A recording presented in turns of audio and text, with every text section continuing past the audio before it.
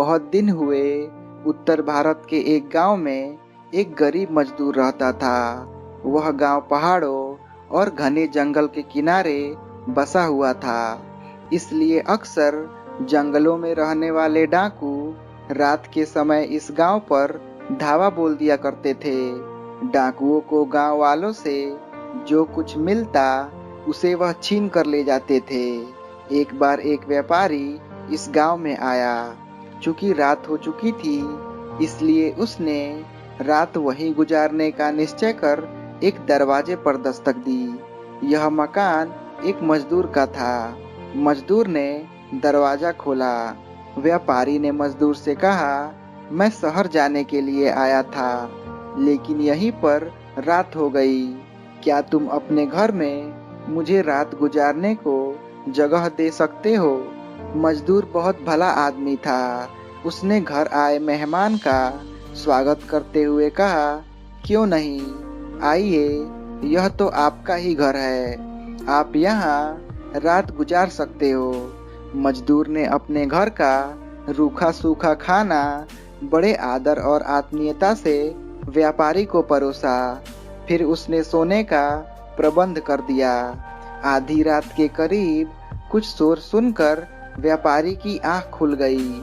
उसने देखा घर का मालिक मजदूर अपने हाथों में एक पोटली लिए इधर उधर बड़ी बेचैनी से चक्कर काट रहा था। व्यापारी यह माजरा समझ नहीं पाया और उसने उत्सुकता से मजदूर से पूछा, क्यों भाई, क्या बात है, इतने परेशान क्यों हो?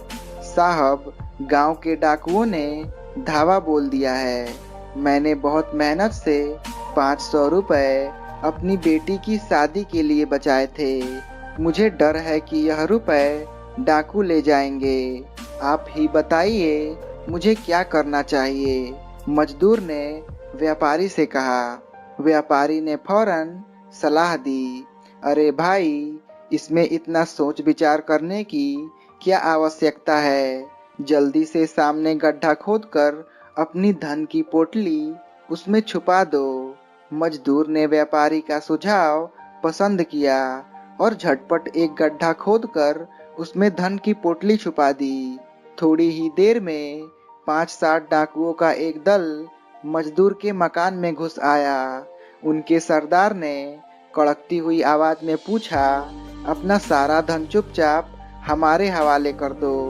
मजदूर गिड़गिड़ाकर अपनी गरीबी बताने लगा तो सरदार ने अपने आदमियों को हुक्म दिया कि वे लोग मजदूर के घर की तलाशी ले।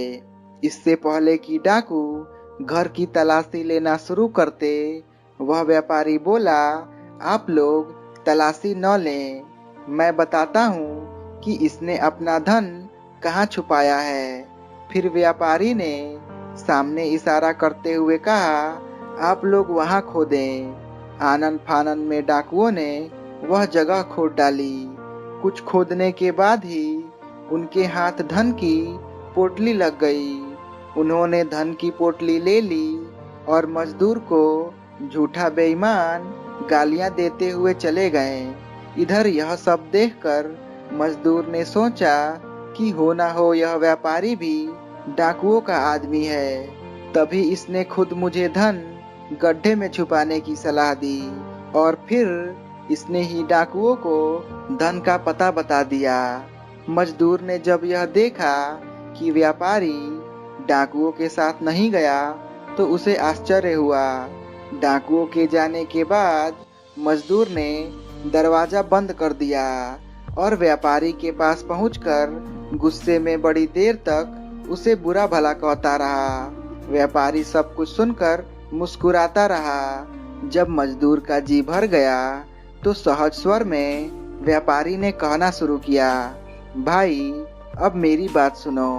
दरअसल मैंने डाकुओं को तुम्हारे धन का पता बताकर तुम्हारे साथ अपने को भी भारी नुकसान होने से बचाया है। जानते हो, अगर डाकू तुम्हारे घर की तलाशी लेते तो उनके हाथ मेरी वह पोटली लग जाती जिसमें 2500 रुपए नगद और सोने के कुछ जेवर हैं।